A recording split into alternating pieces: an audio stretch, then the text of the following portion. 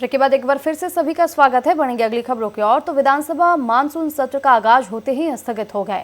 वहीं इस बार का मानसून सत्र में काफी हंगामे होने के आसार है। इसकी बानगी पहले ही दिन देखने को मिली। जिस तरह से पहले ही दिन सपा के विधायकों ने जमकर हंगामा किया, वहीं इस बीच हमारे यूपी के ब्यूरो हेड शाहिद सिद्दीकी ने सपा विधायक रविदास मल्होत्रा से बात की और सपा विधायक रविदास मल्होत्रा ने कहा कि हम लोग ये चाहते थे कि मानसून सत्र में जनता के मुद्दों पर चर्चा हो और सरकार जवाब दे। और सदन में सबसे पहले नेता प्रतिपक्ष ने एक मुद्दा उठाया था।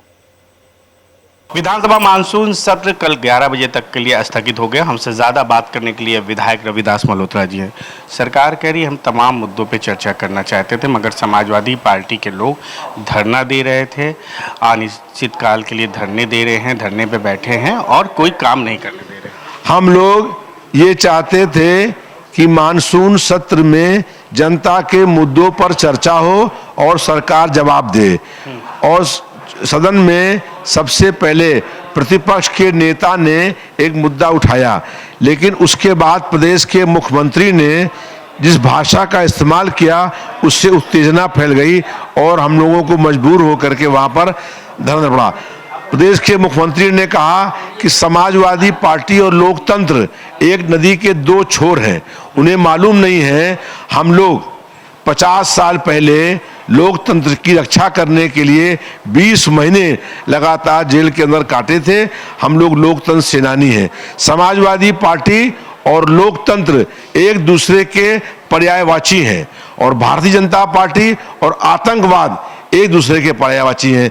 जो आतंकवादी बात कहते हैं वही बात भाजपा के लोग कहते हैं। आतंकवादी भी धर्म पूछ करके हम हत्या करते हैं और भारतीय जनता पार्टी के लोग भी धर्म और जाति पूछ करके हमला करने का काम करते हैं। प्रदेश के मुख्यमंत्री ने जिस भाषा का इस्तेमाल किया उससे उत्तेजना फैली और धरना देने का काम किया। हम लोग चाहते हैं कि जनता की समस्याएं पूरी हो।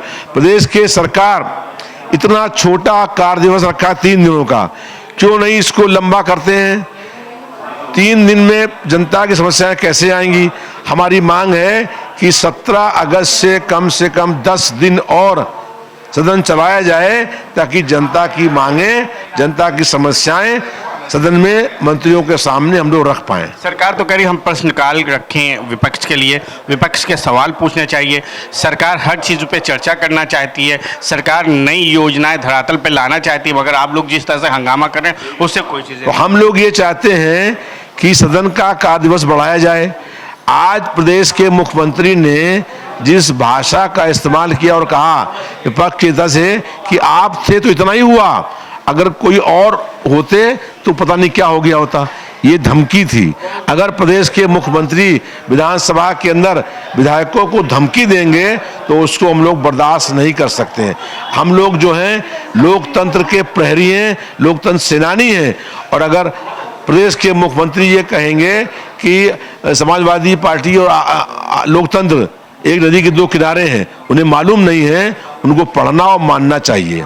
डॉक्यूमेंट्री विजन सरकार 13 और 14 तारीख को विकसित भारत के लिए वो 24 घंटे विधानसभा चलेगी, उसमें आप लोग शामिल हों? 2027 का विजन उनके पास नहीं है।